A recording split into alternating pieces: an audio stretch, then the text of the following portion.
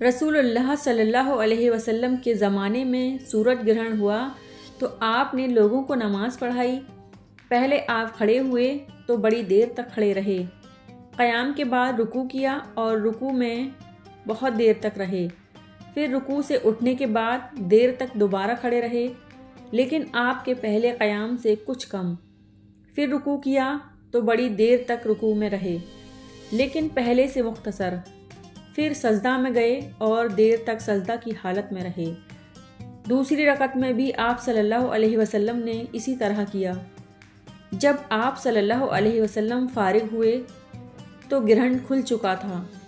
اس کے بعد آپ صلی اللہ علیہ وسلم نے خطبہ دیا، اللہ تعالیٰ کی حمد و ثنا کے بعد فرمایا کہ سورج اور چاند دونوں اللہ کی نشانیاں ہیں اور کسی کی موت و حیات سے ان میں گرہن نہیں لگتا۔